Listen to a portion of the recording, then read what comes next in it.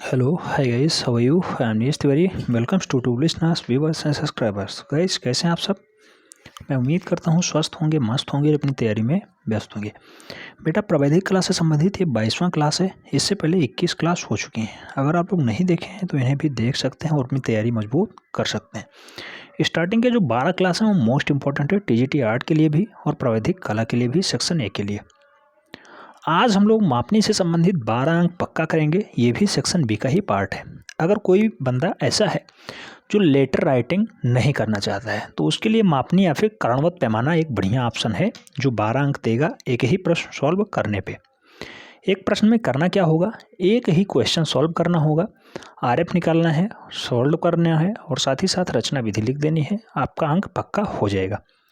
तो आरएफ निकालने के लिए कुछ महत्वपूर्ण डाटा हैं, इन्हें आपको ज़रूर ध्यान में रखना है। जैसे अंग्रेजी प्रणाली के कुछ महत्वपूर्ण नाप तालिकाएं हैं, उन्हें जरूर ध्यान में रखना है, सदैव ध्यान में रखना है। मोस्ट इंपॉर्टेंट है, लेखपाल की भर्ती आने वाली है उसमें भी इम्पोर्टेंट है और साथ ही साथ विकर्ण मापनी के आरएफ में भी इम्पोर्टेंट है, यानी निरूपक भिन्न में भी बहुत ही महत्वपूर्ण है।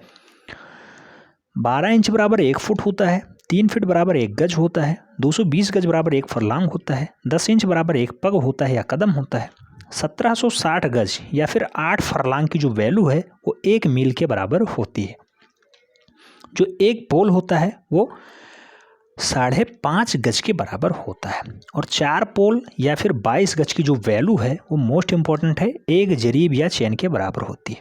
1 जरीब की जो वैल्यू है वो 10 कड़ी या लिंक के बराबर होती है। 10 चैन या फिर गंटर्स की जो वैल्यू है वो 1 फरलांग के बराबर होती है। 1 एकड़ की वैल्यू कितनी होती है तो बेटा 4840 वर्ग गज के बराबर होता है 1 एकड़ एरिया। और 1 वर्ग गज क्या होता है तो 9 वर्ग फुट के बराबर 1 वर्ग होता है। यानी अगर 1 एकड़ की वैल्यू निकालनी है तो 4840 गुणे 9 कर दीजिए, ये वर्ग फुट में डाटा आ जाएगा। और 2 वर्ग फुट की जो वैल्यू है वो 144 वर्ग इंच के बराबर होती है। ऐसे ही मीटर प्रणाली में देखी जाए तो कुछ महत्वपूर्ण नाप तालिकाएं हैं जो मोस्ट इंपॉर्टेंट है निरूपक भिन्न के लिए, यही सबसे ज़्यादा क्वेश्चंस पूछता है। 10 मिलीमीटर बराबर 1 सेंटीमीटर होता है, 10 सेंटीमीटर बराबर 1 डेसीमीटर होता है, 10 डेसीमीटर बराबर 1 मीटर होता है और 10 मीटर बराबर 1 डेकामीटर के बराबर होता है। डाटा इंपॉर्टेंट है। जो आरएफ होता है बेटा निरूपक भिन्न होता है। निरूपक भिन्न को कहते क्या है तो निरूपक भिन्न को रिप्रेजेंटेटिव फ्रैक्शंस भी कहते हैं। निरूपक भिन्न बराबर होता क्या है तो निरूपक भिन्न की जो वैल्यू है वो चित्र की दूरी या फिर चित्र पे माप बटा वास्तविक माप या फिर वस्तु की माप बटा वास्तविक माप, यही होता है निरूपक भिन्न। लेकिन यहाँ पे ये ध्यान रखना है कि समान इकाई, जैसे मिलीमीटर है तो मिलीमीटर में ही होना चाहिए, सेंटीमीटर है तो सेंटीमीटर में दोनों डाटा होना चाहिए। जैसे चित्र की माप बटा वास्तविक माप, तो चित्र की माप भी मिलीमीटर में हो, वास्तविक माप भी मिलीमीटर में हो, तब डाटा बढ़िया से बैठेगा। या फिर चित्र की माप सेंटीमीटर में हो और वास्तविक माप भी सेंटीमीटर में हो, तभी डाटा बढ़िया से बैठेगा, तभी आप सॉल्व कर पाएंगे।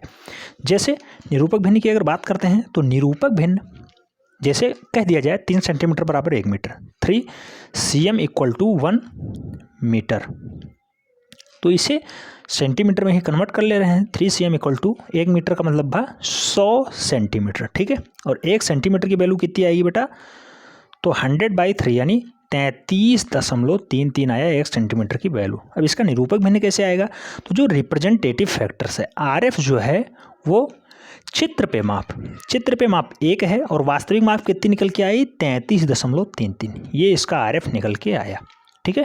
3 सेंटीमीटर बराबर 1 मीटर का जो आरएफ निकल के आया ये निकल के आया। अब नेक्स्ट वीडियो में हम लोग देखेंगे जो है विकर्ण मापनी से संबंधित एक महत्वपूर्ण क्वेश्चन जो मोस्ट इंपॉर्टेंट है, बार बार रिपीट होता है उन्हें।